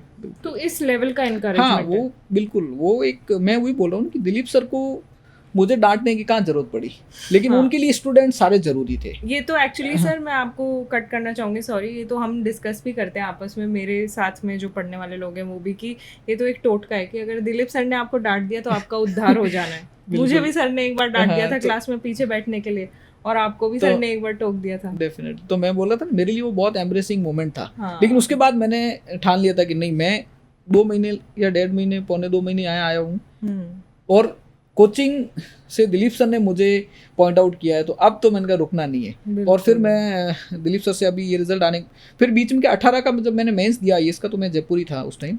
तो उस टाइम जब मेरे हिस्ट्री का जीएस के पेपर खत्म होने के बाद हिस्ट्री के दोनों फर्स्ट एंड सेकंड पेपर के लिए 1 वीक का टाइम था. तो राजू सर के साथ मेरा खूब डिस्कशन रहा. उन्होंने मुझे हिस्ट्री को लेके उन्होंने मुझे काफ़ी सपोर्ट किया. तो उस टाइम इंटरेस्टिंग फैक्ट ये है कि 2017 में मेरे हिस्ट्री ऑप्शन में 221 नंबर थे. अच्छा. 500 में से. और 2018 में जब मैंने फाइनल जो अटेम्प्ट था, मेरे 302 नंबर थे. तो मेरा ऑल द वे 80 मार्क्स का गैप जंप था. तो वो भी एक कहीं ना कहीं राजू सर की हिस्ट्री के ऊपर बहुत पकड़ थी हमेशा से ही. और फिर मेरे को राजू सर ने बोला भी कि चलो दिलीप सर से मिल के आते हैं. तो मैंने कहा मैं दिलीप सर को तो मुंह तभी दिखाऊंगा या तभी उनसे मिलूंगा जब मैं रैंक लेके आऊँगा ढंग की. मेरी 115 रैंक आई पिछली बार, मुझे तहसीलदार भी मिला. तो अभी ये नहीं लग रहा था कि इतनी पढ़ाई करी और अभी 115 रैंक. तो मैं दोस्तों को बोलता था कि मेरे को इस 115 से ये आगे वाला एक हटाना है. और डेफिनेटली वही हुआ. इनफैक्ट बेटर हट गया. 15 से भी बेहतर 14. बिल्कुल.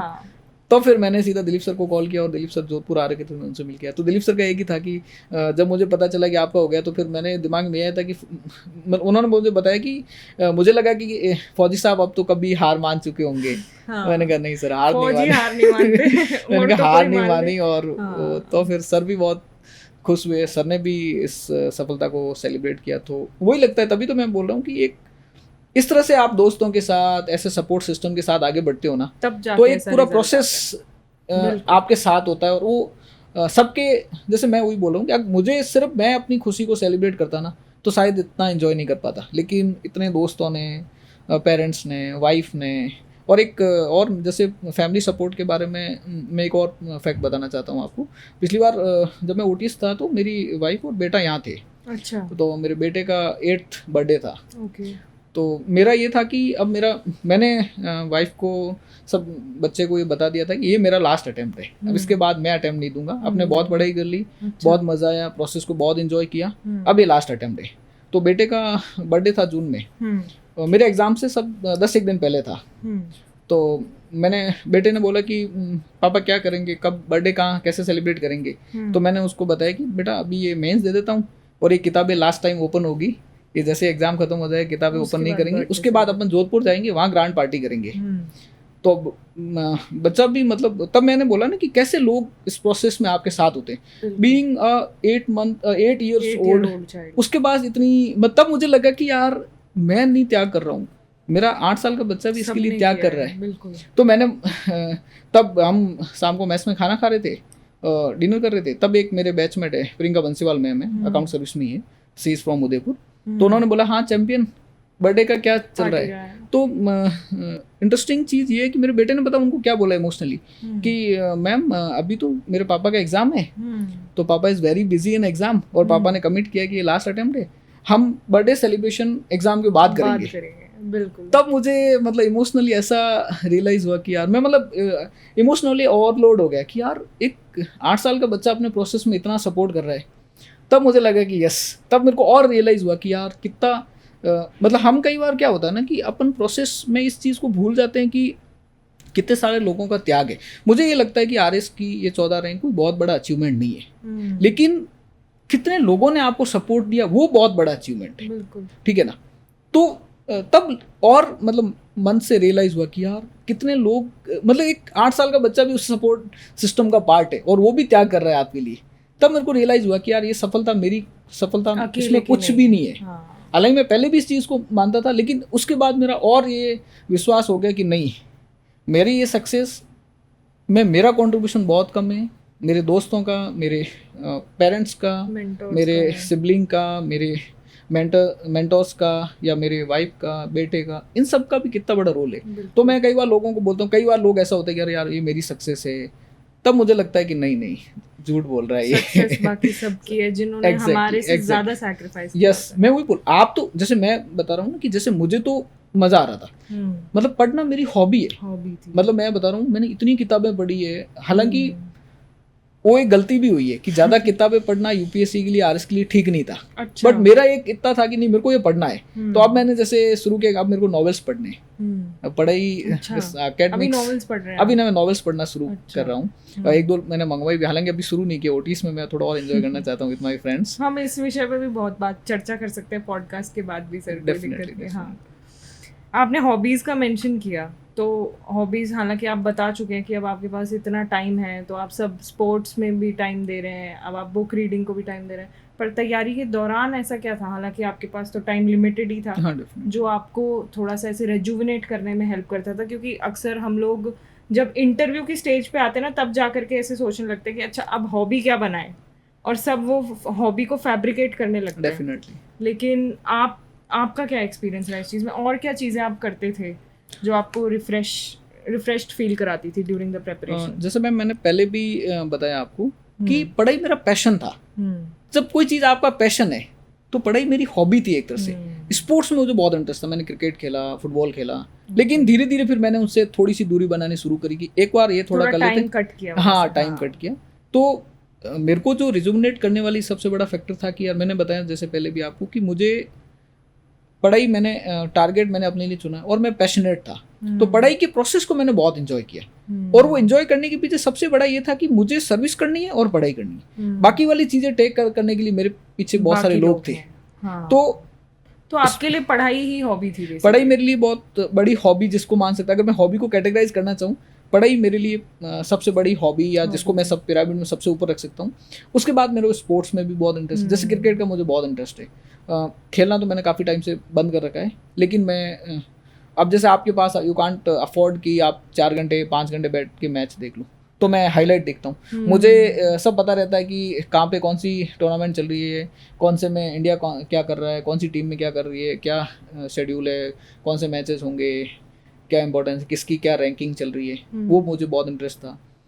तो मुझे ये लगता है कि एक इंसान के पास लाइफ में इतना कुछ करने के लिए, जैसे अब मैंने बताया ना आपको कि बैडमिंटन मैंने कभी नहीं खेला, but now I have started badminton, और मुझे ठीक ठाक खेलना आ गया। टेनिस खेल रहा हूँ मैं, जिम में मैं टाइम स्पेयर कर रहा हूँ। तो ये सब आपने थ्रू आउट, हाँ, तो मैंने वो जो प्रोसेस, हाँ, जो पढ़ाई का प्रोसेस था ना, उसको मैंने एंजॉय किया। तो मेरे को कभी ये लगा नहीं कि मैं उससे एग्जॉस्ट हो गया। कि हाँ, मुझे जब आप एग्जॉस्ट तो कब होता है, जब आप कोई ऐसा काम करो ड्रेन कर दे, जो हाँ, जो आपको ड्रेन कर दे। पढ़ाई तो अपने को रिजुमिनेट करने का एक तरीका था कि सर से हम ये भी सीख सकते हैं कि अगर किसी तरीके से हम इस प्रोसेस को एंजॉय करने लगे, हाँ, डेफिनेटली, तो ये हमें ड्रेन करने की बजाय हमें रेजुविनेट भी कर सकता है। बिल्कुल बिल्कुल। अच्छा सर, आप 2021 से एज अकाउंट्स ऑफिसर जॉब भी कर रहे हैं, तो एयरफोर्स से यहाँ पे स्टेट सर्विसेज में स्विच करना कैसा था ये आपके लिए? क्या ऐसी स्टार्क डिफरेंसेस थे जिनमें शायद एडजस्ट करने में भी आपको दिक्कत हुई हो? ऐसा कुछ आप जो शेयर करना चाहें? नहीं, ऐसा तो मेरे को ऐसा कोई फील नहीं हुआ। मेरे लिए क्या, मैंने जैसे बताया ना कि मैं एक सर्विस में था और सीधा दूसरे सर्विस में जंप कर गया। अच्छा। तो मेरे लिए वो वैसे बीच में कुछ कंटिन्यूएशन में, हाँ, कंटिन्यूस में था। यहाँ पे आने के बाद जो सबसे बढ़िया चीज़ है कि जैसे मेरे को पेरेंट्स से ज़्यादा ही लगा हुआ है, तो यहाँ पे वो छुट्टी वाला इतना इशू नहीं है। तो मतलब I can spare time with my parents, और अब तो इस प्रोसेस से ही बाहर निकल के तो और टाइम ही टाइम है। तो वो भी एक डिफरेंट एक्सपीरियंस था, उसको भी मैंने प्रोसेस को एंजॉय किया। उसने मुझे, एयरफोर्स की सर्विस ने मुझे एक प्लेटफॉर्म दिया पढ़ाई करने के लिए, और उसके बाद यहाँ पे आए तो ऐसा कोई स्टार्क डिफरेंस, हाँ, डेफिनेटली डिफेंस सर्विसेज का जो आपका वर्क कल्चर है, it is entirely different from ये। तो हालांकि मैंने उस डिसिप्लिन को यहाँ पर भी बरकरार रखा है, टाइम ऑफिस जाना और वर्क को कंप्लीशन। आप तो करते होंगे सर, लेकिन आपके आसपास लोग नहीं करते होंगे ना, तो उससे बॉदर होता है आपको? मैं उनको मोटिवेट करता हूँ। जैसे अच्छा। मेरी ये सबसे बड़ी है कि एक गुण है कि मैं लोगों को मोटिवेट करना जानता हूँ। जैसे मैं डूंगरपुर में भी हूँ अकाउंट सर्विस में, वहाँ मेरी as a account officer posting है। तो वहाँ पे भी कई बार हम वर्क डिस्ट्रीब्यूट करने को लेके या कुछ काम होता है तो ये रहता है अरे वो हो गया, या कोई बंदा मेरे पास आता है कि सर मेरे ऊपर ही सारी रिस्पॉन्सिबिलिटी। तब मैं उनको यही समझाता हूँ कि यार आपको 9:30 ऑफिस आना है, ऑफिस टाइम तक ऑफिस रहना है। बिल्कुल। उसमें आप ऑफिस टाइम में काम करो नहीं करो, ऑफिस में तो रहना ही है, तो फिर काम ही करते कर हैं। लो। तो ऐसे करके मुझे लगता है मैंने काफ़ी सारे लोगों को मोटिवेट भी किया। और मैं उनको ये समझाता हूँ कि कोई परेशानी हो रही है, आओ बात करते हैं अपन। मैं उनको यही बोलता हूँ कि सर मेरे को ये समझ नहीं आ रहा है। कई बार ऐसे बंदे नाराज होकर भी आ जाते हैं, तो मैं उनको बैठो बैठो तुम बैठो, अपन दोनों मिलके सुलझाएंगे ना। अरे सर इतना बड़ा काम आ गया, अपन कैसे करेंगे? तो मैं उनको ये समझा अपन मिलके करेंगे ना। थोड़ा इंटरव्यू जैसा क्वेश्चन पूछ लूँ सर? हाँ पूछ। इंटरव्यू में भी तो ऐसे पूछते हैं कि लेकिन आप फौज में या एयरफोर्स में, एयर फोर्सेज में तो जनरली अगर कोई लैक करता है या डिसिप्लिन नहीं होता तो उनको करेक्ट करने के तरीके काफ़ी स्ट्रिंजेंट होते हैं, बट यहाँ आप इतने स्ट्रिक्ट तरीके से लोगों से डील नहीं कर सकते, तो ये एक्सेप्टेंस कैसे लेके आए आप? मैं वही बोल रहा हूँ ना आपको कि मैं तभी तो लोगों में मोटिवेट करना चाहता हूँ। और मेरे को ये लगता है कि डिफेंस में क्या है, एक अलग तरह का वर्क डोमेन है, वहाँ डिसिप्लिन की फैक्टर है। जैसा अपन सुनते भी हैं, हालांकि आर्मी का मुझे ज़्यादा कोई एक्सपीरियंस नहीं है, बट अपन सुनते हैं ना कि आप दुश्मन से लड़ने जा रहे हो तो वहाँ पे लैक ऑफ डिसिप्लिन चलेगा नहीं ना, क्योंकि वहाँ डिसिप्लिन नहीं मतलब आपकी लाइफ चलेगी। जैसे मैंने जगुआर फाइटर जेट पे काम किया है एज ए टेक्नीशियन। अच्छा। हाँ, तो उधर भी आपको डिसिप्लिन फॉलो करना है। डिसिप्लिन फॉलो करने का मतलब है कि जहाज अगर फ्लाइंग के लिए जा रहा है तो वहाँ हर चीज़ के लिए एक प्रिस्क्राइब टाइम है, वहाँ रखना है आपको, सारी चीज़ें प्रॉपरली मैनेज करनी है प्रॉपर, क्योंकि आप एक एयरक्राफ्ट है वो हवा में उड़ने जा रहा है, वो गाड़ी तो व्हीकल तो है नहीं कि रोड पे अगर ब्रेक डाउन हो जाएगा तो वहाँ पे वो स्पेस, जैसे हम बोलते हैं ना कि एवियोनिक फील्ड में, एविएशन में आपके पास गलती का स्कोप नहीं है, ठीक है ना। तो वो जो डिसिप्लिन, क्योंकि वहाँ का वर्क की नीड ऐसा डिसिप्लिन था, हाँ डिमांडिंग, वहाँ आप डिसिप्लिन के बिना काम नहीं कर सकते हो। काम करोगे तो उसका कॉस्ट बहुत ज़्यादा है, यहाँ वो नहीं करके भी चल सकता है। तो मुझे लगता है कि वो डिसिप्लिन का जो मॉडल है वो यहाँ इम्प्लीमेंट नहीं कर सकते। यहाँ पे मेन एम ये है कि आपको काम करवाना है और आप मोटिवेट करके करवा सकते हैं। डेफिनेटली वहाँ भी एक हमारे डिफेंस सर्विसेज में जो डिसिप्लिन तो है ही, लेकिन मोटिवेशन के भी बहुत सारे फैक्टर्स होते हैं। मोटिवेशन भी होता है कि हाँ, जैसे मैंने बताया ना कि बालाकोट है, ऑपरेशन सिंदूर है, यहाँ पे कितना टफ प्रोसेस होता है। आपने जो जगुआर फाइटर जेट पे काम किया सर, जो हम पढ़ते हैं हमारे सिलेबस में कि हमारे पास क्या क्या फाइटर जेट्स रहे हैं। डेफिनेटली। हाँ, तो डिसिप्लिन तो नॉन नेगोशिएबल ही है वहाँ पे। यस। तो मैं वही बोलना चाह रहा हूँ कि वो जो डिसिप्लिन का मॉडल है that can't be replicate here in administration. तो मुझे लगता है कि हमारा वहाँ पे डिसिप्लिन प्लस मोटिवेशन, ये दो बड़े फैक्टर थे। तो वहाँ वाला जो डिसिप्लिन है उसको हम थोड़ा सा बैक साइड पे रख के और अपन जो मोटिवेशन वाला फैक्टर है ना उसको थोड़ा एनहेंस कर सकते हैं। तो मोटिवेशन का फैक्टर एनहेंस करके हम लोगों को एनकरेज कर सकते हैं कि हाँ ठीक है, मतलब आपसे काम डेफिनेटली कई बार कोई भी बंदा होता है तो उसके बहुत सारे घरेलू कुछ इशू हो सकते हैं, मेडिकल इश्यूज हो सकते हैं। तो अगर अपन वहाँ पे डिसिप्लिन वाला मॉडल अपनाएंगे तो शायद वो संभव नहीं है। लेकिन आप डिसिप्लिन वाला मॉडल अपनाएंगे तो आपको हमेशा उसको सर्विलांस रखना है कि वो डिसिप्लिन रूप से काम कर रहा है नहीं कर रहा है। लेकिन आप मोटिवेशन वाला फैक्टर यहाँ इनहेंस करोगे तो मैं उनको यही बताता हूँ कि अरे बोला सर मेरी घर से इतने दूर से आना, तो मैं उनको एग्जांपल देता हूँ, यार मैं डूंगरपुर में पोस्टेड हूँ, मेरा घर ऑल द वे 400 किलोमीटर से जोधपुर, तो मैं भी तो यहाँ नौकरी कर रहा हूँ ना। तो उनको लगता है कि हाँ यार, वो कोरिलेट करते हैं अपने से, यस कि यार सर भी जब बैठे तो हमारे लिए क्या दिक्कत है, हम तो 50 किलोमीटर से आ रहे हैं, 40 किलोमीटर से आ रहे हैं। फिर मेरा ये रहता है कि वीकेंड में जब भी मैं वहाँ रहता हूँ, अगर जोधपुर छुट्टी लेके नहीं आ रहा हूँ तो सैटरडे संडे भी काम करने चले जाते हैं। तो सर आपका जो कन्विक्शन है और ये जो क्लैरिटी ऑफ अप्रोच है, थॉट है, आई थिंक इसी वजह से, इसी कन्विक्शन से आपके लिए स्विच करना इजी रहा, और ये बाकी उन सब लोगों के लिए भी इंस्पायरिंग है जो जॉब स्विच करके आ रहे इसमें आते हैं। That is something that we can learn from. अच्छा, मैं आपसे बहुत ब्रीफली अगर ये पूछना चाहूँ कि ये 4th अटेम्प्ट था आपका आरएस का फर्स्ट, ऐसा क्या था जो आपने यहाँ पे अलग किया जो इतना ड्रास्टिक जंप लगा? हालांकि आपने इम्प्रूव तो सब्सिक्वेंटली हर अटेम्प्ट में किया है, लेकिन ऐसा क्या, ऐसी क्या चीज़ थी दैट वर्कड फॉर यू कि इस बार आपकी रैंक इतनी शानदार आ गई? जी, जैसे मैम बताया कि कई बार होता है ना कि वो दुआएं भी काम करती हैं। अच्छा। तो मुझे लग रहा है इस बार दुआएं थोड़ी दुआएं ज़्यादा काम काम कर की गई। हैं, अच्छा। दूसरा ये था कि मैं उस टाइम इंस्टीट्यूशनल कोर्स कर रहा था, अच्छा। अपना ट्रेनिंग का पार्ट चल रहा था। हम्म। तो मुझे थोड़ा सफिशिएंट टाइम मिला है थ्रू OTS में। Okay. एटलीस्ट ये था कि इससे पहले मैंने जो भी एग्ज़ाम दिए एयरफोर्स में रहते हुए दिए, या जैसे मैंने 23 का जब एग्ज़ाम दिया था तब भी मैं एयरफोर्स से जस्ट डिस्चार्ज लेके आया था। आई थी। तो Okay. मेरे पास इतना टाइम नहीं बचे, मेरे को 15-16 दिन मिले। तो Okay. उसमें इस बार मेरे को ये था कि मैं अपने टाइम को मैनेज कर सकता हूँ। मेरे को OTS में उस टाइम मेरा अटैचमेंट फेज चल रहा था। तो मेरे को डिफरेंट डिपार्टमेंट में अटैचमेंट के लिए मैं और मेरे जो भी बैचमेट्स थे यहाँ पे वो जाते थे। तो ये था कि मुझे सुबह 9:30 जाना है और 5-6 o'clock तक वापस आ जाना है। तो मैं अपने टाइम को मैनेज कर सकता हूँ। तो ये जो फैक्टर था ये हर एग्जाम में काम नहीं किया इससे पहले।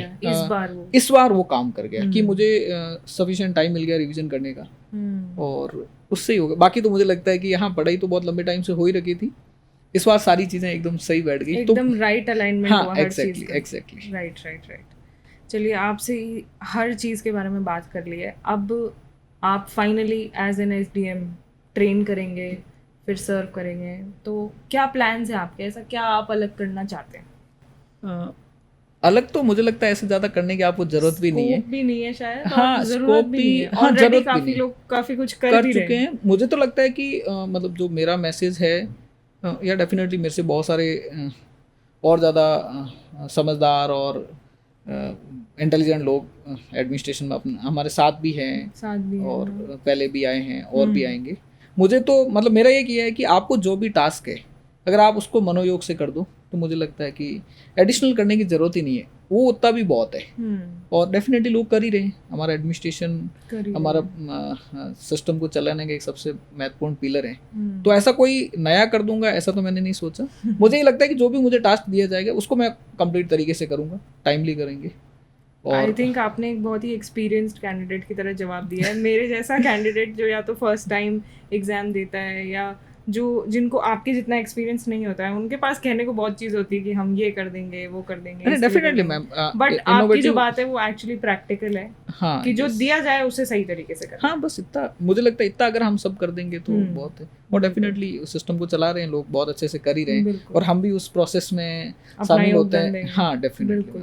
बिल्कुल सर। कुछ कंक्लूडिंग रिमार्क्स आप अगर देना चाहें हमारे व्यूअर्स को, क्योंकि आपकी जर्नी सबके लिए ही बहुत इंस्पायरिंग है। हर स्टेज पर कोई भी कैंडिडेट आपसे बहुत कुछ सीख सकता है, चाहे वो प्रीलिम्स हो, चाहे मेंस हो, चाहे इंटरव्यू हो, चाहे वो लोग हों जो ऑलरेडी जॉब में हैं या वो लोग हों जो ऐसा सोच रहे हैं कि अब काफ़ी देर हो चुकी है, अब नहीं करना चाहिए, या काफ़ी अटेम्प्ट्स हो चुके हैं, अटेम्प्ट्स एग्जॉस्ट हो गए हैं UPSC के, RS करें कि नहीं करें। हर कोई आपसे कुछ ना कुछ सीख सकता है। डेफिनेटली। तो आप क्या कंक्लूडिंग रिमार्क्स देना चाहेंगे? जैसे मैंने पहले भी 2-3 बार इस चीज़ को दोहराया, मैं इसको वापस रिपीट करता हूँ कि RS की तरफ जाने का या IS की तरफ जाने का जो टारगेट है हमने खुद ने चुना है और अपने लिए चुना है। बिल्कुल। मैं इस चीज़ को इसमें ऐड ऑन करता हूँ कि अगर किसी और ने ये टारगेट आपके लिए चुना है ना, तो definitely you must not go for that target. जा भी नहीं पाएंगे। हाँ, जा भी नहीं पाएंगे। जब जैसे आप खुद इस प्रोसेस से गुजरे हैं, आपने मुझे लगता है अपने लिए टारगेट खुद चुना है और आपका भी यही था कि मुझे ये टारगेट अचीव करना है। तो मैं सारे जो एस्पिरेंट्स है, फ्यूचर एस्पिरेंट्स है या जो प्रोसेस में है, मैं उनके लिए यही कहना चाहूँगा कि RS बनने का या IS बनने का सपना आपने खुद, या वो पौधा बीजारोपण आपने खुद किया है, तो ये आपकी जिम्मेदारी बनती है कि उस ड्रीम को अचीव करना। और उस ड्रीम को अचीव करने के लिए जो गाइडेंस या मेंटरशिप है वो बहुत ज़रूरी है। राइट गाइडेंस है, राइट मेंटोर होना चाहिए आपके पास, और फिर वो सारे एफर्ट्स आप लगाओ, क्योंकि टारगेट अचीव करने के बाद जो सेटिस्फिकेशन मिलेगा ना, उसका कोई बराबरी नहीं है। क्योंकि मुझे लगता है कि इतना बड़ा प्रोसेस कंप्लीट करके आप जब वहाँ पहुँचते हो ना, तब आपको लगता है कि यस वर्थ इट, हाँ मैंने एफर्ट लगाया, मुझे मिला। तो जैसे मैंने बताया कि मेरे लिए जो 3 P का जो कॉन्सेप्ट काम किया, पेशेंस हो गया या पैशन हो गया या परसिवरेंस हो गया, तो ये चीज़ सबके होनी चाहिए। और सबसे ज़्यादा ज़रूरी है सुधार करना। कि मैं एक एग्ज़ाम में के लिए गया, मैंने कहीं से गाइडेंस नहीं लिया, मैं अपने आप को अच्छे से तैयार नहीं कर पाया, मैं गया एग्ज़ाम दिया, फेल हो गया, फिर गया विदाउट चेंजिंग स्ट्रेटजी। कि पहले अगर मैं मेंस में बैठा और मेरे सपोज 30 मार्क्स शॉर्ट हो गए, तो अब मैं सिर्फ उसी प्रिपरेशन से, उसी माइंडसेट से, उसी स्ट्रेटजी से जाऊंगा तो क्या मुझे वो टारगेट मिलेगा? कभी खुद नहीं से मिलेगा। झूठ नहीं बोलना है। हाँ, कि मैंने, मुझे अगर इस बार मेरा टारगेट अचीव नहीं हुआ है तो वो कौन से फैक्टर्स थे। मैं जैसे हमेशा बोलता हूँ कि आपको निर्मम विश्लेषण करना पड़ेगा खुद का, कि yes be hard on yourself. हाँ, कि बस मेरे लिए मैं मतलब सबसे बेस्ट, मतलब जिसको बोलते हैं निर्मम तरीके से अपना विश्लेषण करूँ कि मेरे लिए जब मैंने इतना टाइम लगा दिया, मेरे पेरेंट्स ने इतना रिसोर्सेज मेरे ऊपर लगा दिए, और मैं खुद एक टारगेट लेके, एक सपना लेके, अपने पेरेंट्स के भी एक सपना है कि भाई मेरा बेटा या मेरी बेटी, हाँ, उस उम्मीदों का आप पूरा बोझ लेके आए हो, तो मुझे लगता है कि या तो आपको लगता है कि आप उसके लिए फिट नहीं हो तो आपको नई तैयारी करनी चाहिए। मुझे लगता नहीं है कि ये RS एग्जाम या IAS का एग्जाम देना ही जीवन और मरण का क्वेश्चन है। लाइफ में बहुत कुछ है करने के लिए, अपने आपके लिए, मेरे लिए ये इसलिए शानदार मोमेंट है कि क्योंकि हमें इसमें आनंद आया। किसी के लिए इसमें नहीं आनंद आए तो वो कोई और फील्ड में जा सकता है, जिसको लेकिन उसने सोच लिया अगर, हाँ, तो फिर अब आपके पास पीछे मुड़ के देखने का टाइम नहीं है, क्योंकि आज के टाइम में प्रिपरेशन करने के लिए आपके पास खूब सारा इंफॉर्मेशन का ओवरलोड है। आप उसमें कैसे अपने आप को राइट रिसोर्सेज यूज़ कर सकते हो, और फिर कितना ईमानदारी से उस एफर्ट्स को लगा सकते हो। मुझे लगता है कि जैसे मैंने अभी बताया ना कि मेरे को इतने सालों में टाइम नहीं मिला, बट अब मेरे पास खूब टाइम है। तो ये आपके ऊपर है कि अब आप पढ़ाई पे पूरा ध्यान नहीं देके कहीं और अपना टाइम वेस्ट करना चाह रहे हो, तो आपके और आपके टारगेट के बीच में डिस्टेंस बढ़ता जाएगा, और फिर आप कभी भी खुल के अपने जो मन में है कि पढ़ाई के अलावा मैं क्या कर सकता हूँ, कभी नहीं कर पाओगे, क्योंकि हमेशा एक माइंड में टीस रहेगी कि यार मैंने इतना बड़ा टारगेट चुना, इतने मैंने पैसे लगा दिए, फिर आपको स्ट्रेस का लेवल बढ़ेगा। तो इसलिए मुझे लगता है कि टारगेट मैंने खुद के लिए चुना है, या आपने खुद के लिए अपने लिए चुना है, तो ये आपकी जिम्मेदारी है कि उस टारगेट को आप अचीव करो। उसके लिए जो भी एफर्ट्स चाहिए, जो भी राइट स्ट्रेटजीज चाहिए, और उसमें कोई भी सुधार चाहिए, तो उसके लिए we must be ready to accept those suggestions. ठीक है, अपने मेंटर अपनी तरफ से कोई कमी मत छोड़ो, फिर बाकी सब फैक्टर्स अपने आप अलाइन हो जाएंगे। डेफिनेटली, मैं वही बोल रहा हूँ कि जैसे मैं हमेशा बोल सकता हूँ कि आपके, जैसे बोलते हैं ना कि एग्जाम में आपके लक भी एक फैक्टर होता है, दुआएं जिसको मैं बोलता हूँ अपने भाषा में, लक फेवर्स द ब्रेव। हाँ, यस, लेकिन लक तभी फेवर करेगा ना जब जैसे मैंने 4 अटेम्प्ट RS के दिए, और चारों मैंने इंटरव्यू दिए, 984 से लेके 221, फिर 115, फिर 14 रैंक आई। तो मैं ये दावे के साथ कह सकता हूँ कि आपने एफर्ट्स लगाया, हो सकता है आपको 1-2 अटेम्प्ट ज़्यादा लग जाए, लेकिन सक्सेस मिलेगी। बट वो सक्सेस लेने के लिए आपको उसके लिए तैयार रखना पड़ेगा। आपको पढ़ाई के प्रति जो आपका आप पढ़ाई के फेज में हो, प्रिपरेशन के फेज में हो, तो सबसे बड़ा अपना एम क्या है, या सबसे बड़ा टास्क क्या है? पढ़ाई करनी। अगर उसको हम मनोयोग से नहीं करेंगे और फिर रिसोर्सेज लगा देंगे, जैसे मैं हमेशा बोलता हूँ, अगर मुझे जैसलमेर जाना है तो क्या मैं दिल्ली का रूट पकड़ के जा सकता हूँ? क्या कभी नहीं जा सकता हूँ, पूरी जीवन भर घूम सकता हूँ, लेकिन अगर जैसलमेर जाना है तो जैसलमेर का रूट पकड़ना पड़ेगा। तो वो चीज़ करनी पड़ेगी कि आपका खुद का टारगेट है, ये ऑनर्स आपके ऊपर है, उस एस्पिरेंट के ऊपर है जिसने अपने लिए टारगेट चुना है, और उसके लिए प्रिपरेशन करें। थैंक यू सर, आपसे बात करके बहुत अच्छा लगा। आई एम प्रिटी श्योर हम सब, मैं तो खुद बहुत आपसे इंस्पायर हुई हूँ, बहुत कुछ सीखा है, और हमारे व्यूअर्स भी, एस्पिरेंट्स भी, जो भी ये एपिसोड देखेंगे वो सब भी बहुत कुछ सीख कर जाएंगे इससे। Thank you so much for joining us, and thank you to the viewers for staying tuned with us. हम और ऐसे टॉपर्स को आपके साथ लाते रहेंगे और ऐसी कहानियाँ सुनते रहेंगे। तब तक के लिए थैंक यू।